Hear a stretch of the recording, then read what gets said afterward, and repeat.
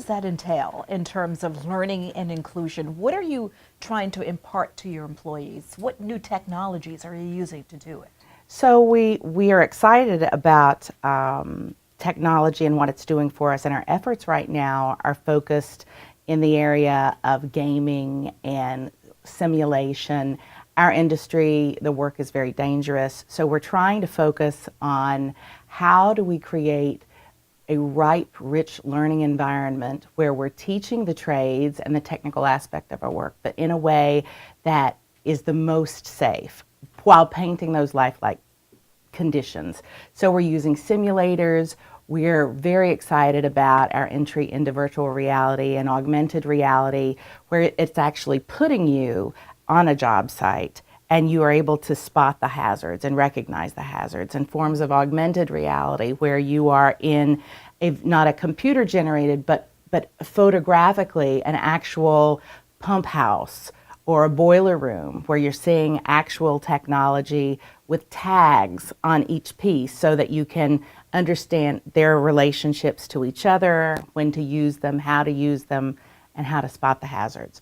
Those are very exciting for us. We're also using, we have consequential simulators and manhole simulators where we're putting our employees in a simulated manhole, but we're using dry ice and fog machines to simulate smoke conditions, sound to simulate potential issues that they might hear in the field, honking horns for buses, pedestrians, children laughing and playing in the street, all of those signals that you have to know which ones to pay attention to and which ones to sort of weed out and put in a different basket while they do their work. So it's exciting. It seems like the technology is making it more realistic because I would assume that in the past you had similar scenarios but not as realistic. We have hands-on labs. For Con Edison of New York, we have a 11-acre campus on the East River here in New York.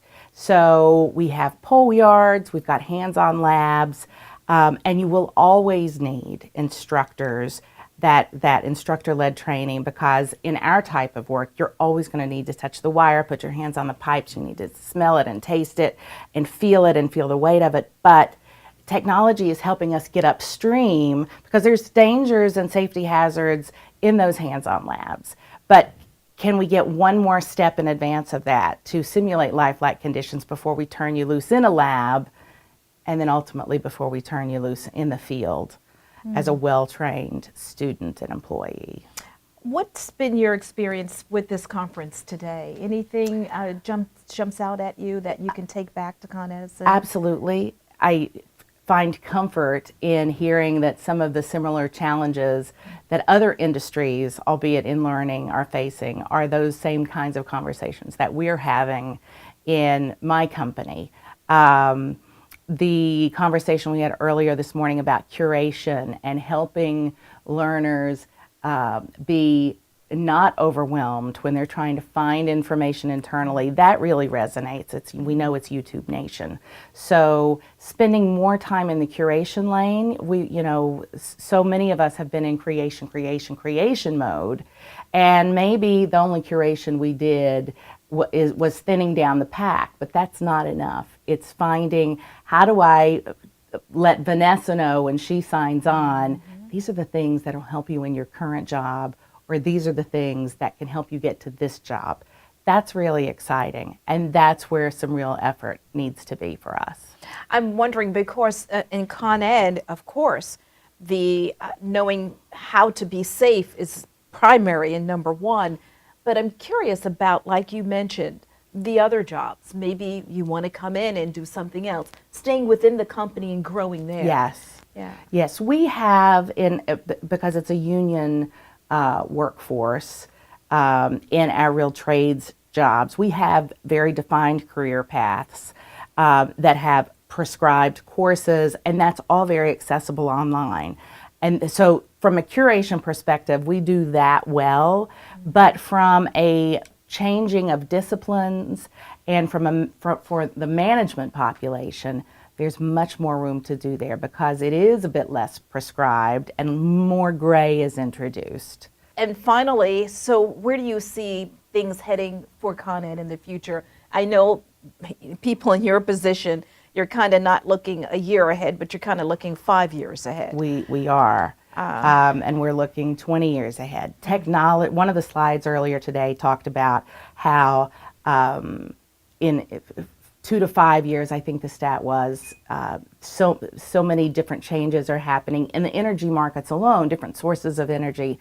So that certainly speaks to the tumultuous times that the energy industry is in. We've got more solar panels, we've got very new environmentally conscious sources of energy, and green is growing. And so all of that reduces the demand for the traditional energy sources as we know it. And so we're looking at our business and trying to understand, how will our relationship with our customers change? How do we stay relevant? And how do we help them navigate the waters? Because with more and more technology, we're putting more data in the hands of our customers. So our role, we know, will become more of an advisor and an analyst than we've ever been before with our customers.